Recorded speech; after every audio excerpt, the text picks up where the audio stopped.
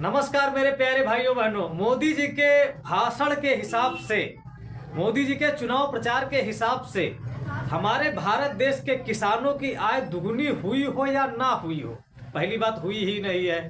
लेकिन हमारे भारत देश के अधिकारियों की आय जरूर दुगनी हुई है। अब बताइए, कहीं वीडियो घूस लेते पकड़े जा रहे हैं, कहीं दरोगा साहब घूस लेते पकड़े जा रहे हैं, कहीं कोई घूस लेते पकड़ा जा रहा है, तो इनकी तो आय दुगनी हुई है ना, इन किसानों की आय दुगनी नहीं हुई। और ना विश्वास हो तो सरकार चाहे किसानों के घर पे छापा मरवा के देख ले, देखिए किसके पास कितना पैसा निकलेगा। प्रॉपर्टी की जांच करा के देख ले, अधिकारियों के पास ज्यादा निकलेगा कि किसानों के पास ज्यादा निकलेगा। किसान तो आज भी उसी प्रकार से मर रहा है जिस प्रकार से पहले मर रहा था। पहले भी किसान यूरिया खाद के लिए लाठी डंडे खाता था, आज भी किसान यूरिया खाद के लिए लाठी डंडे खा रहा, दर दर भटक रहा है। होता क्या है, क्या होता है? सिर्फ आश्वासन दिया जाता है हम किसानों को, बाकी कुछ नहीं होता है। सिर्फ चुनावी प्रचार में बड़े बड़े मंचों से, बड़े बड़े भाषणों के माध्यम से हम किसानों को, हम गरीबों को, हम मजदूरों को, हम बेरोजगारों को सिर्फ आश्वासन दिया जाता है। और हम लोग इतने मूर्ख हैं कि आश्वासन में जीते भी हैं। अरे चलो इस बार नेता बदल देंगे, अगला नेता जो आएगा हमारे हित में काम करेगा। भैया कोई किसी के हित में काम नहीं करेगा, सिर्फ अपने हित में काम करेगा, अपने लिए काम करेगा, अपने बच्चों के लिए काम करेगा, अपने परिवार के लिए काम करेगा। सोचिए जरा, 5 साल के लिए नेता हमारे आपके बीच में आते हैं हमारी और आपकी बात करने के लिए, उसी 5 साल में करोड़पति, अरबपति, खरबपति बन जाते हैं।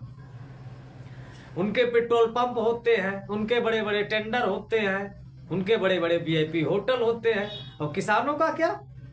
किसानों के घर में 2 कुंटल गेहूं, 2 कुंटल चावल, यही, बाकी क्या?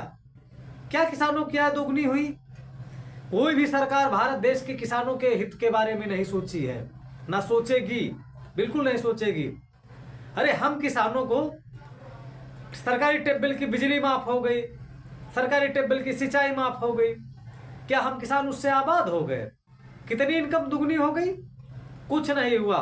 नहर की सिंचाई माफ हो गई, नहरों में पानी ही नहीं आता है।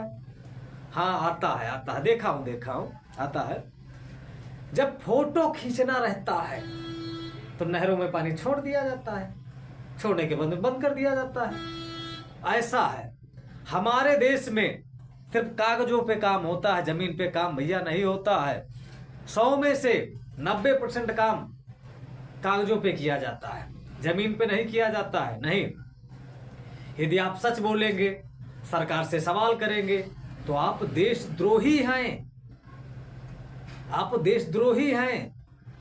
सवाल नहीं कर सकते हैं, सवाल करने पर आपको जेल भेजा जाएगा, सवाल करने पर आपके ऊपर लाठी डंडे बरसाए जाएंगे, सवाल करने पर चंद गुंडों के द्वारा आपकी रास्ते में, चौराहे पर, मार्केट में, आपके घर में पिटाई की जाएगी।